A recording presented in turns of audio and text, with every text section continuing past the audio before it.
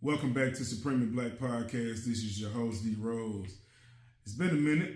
I had to take me a little hiatus to get everything back right.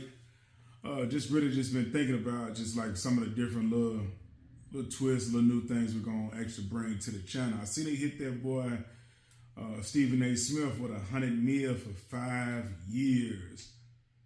That's major. So when you think about you went from just you talking about sports and you signed $100 million contract. So now when you think about when he stepped into the arenas and he talking about you, he making more money than some of them players that he actually speaking about now. Like that's $20 million a year on the low end because that's only just from ESPN. So it's just other stuff that he can actually do that's gonna bring in some bread, which I think is important, right? Now, another key piece, and the reason why I bring up the Stephen A. Smith is that as of late, I see that they are saying that he could potentially run for office. And I think he's flirting with the idea.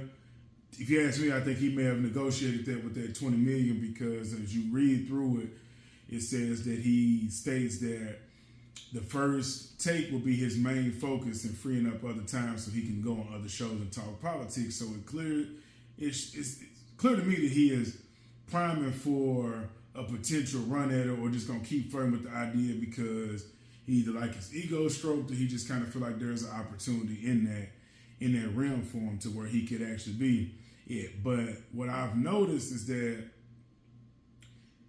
a lot of his talking points are he would have never voted for Trump. He hated that he voted for Kamala. So my question is, what's his real stance when you think about it from a political spot? Now, I wouldn't take him as somebody that I would ever thought growing up from watching him cover sports or being a beach writer back in the day that this dude would be a president. But then again, you also didn't think when they were mentioning Donald Trump in rap songs and vacation spots, and he was, being the internet person, TV personality. You never thought he'd be president. So I think somewhere along the line, Stephen A. Smith has been approached about the situation and now starting to prep for what does it look like for him to actually be in that space. And I don't think he will embrace it, but I think it would be like he is the Democrats' version of Donald Trump. Sounds crazy, right? But hear me out. Him saying that he would never vote for him, but then saying that he regrets voting for Kamala, right? That puts him in a spot to where he only disrespects one part of the United States and then he appeases the other side by saying that he would never voted for Trump. So he kind of puts him right there along that fence. So you're not knowing which way to actually teeter, right? Is he leaning Democrat, so where he'd be such a radical to where he would have a cult-like following like Trump? Don't think that'll happen, right? Would he be so boring or just pushed in front of us?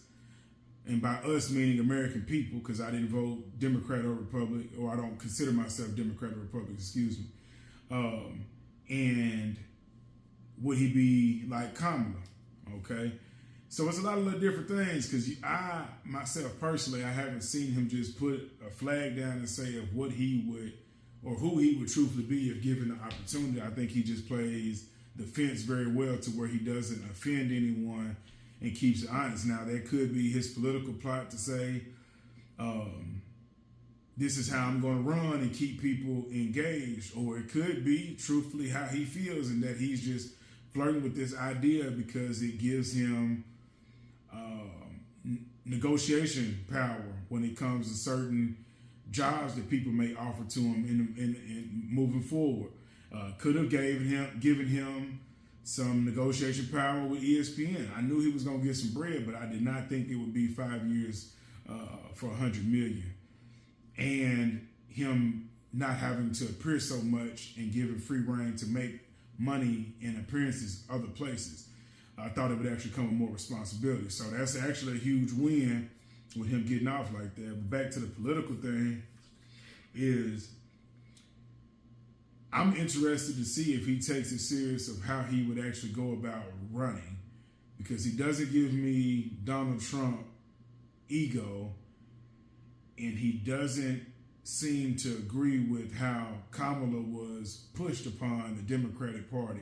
So I'll be interested to see of how he goes about appealing to Democrats, is because in one of the episodes or one of the talk shows that he had went on, he said for him to even be mentioned shows of how lost the Democratic Party is, which would be a true statement, because a lot of people that are diehard Democrats say that they lost this election way before Joe got sick and Kamala was the one that was pushed to the front, right? So diehard Democrats would say they can give you that information.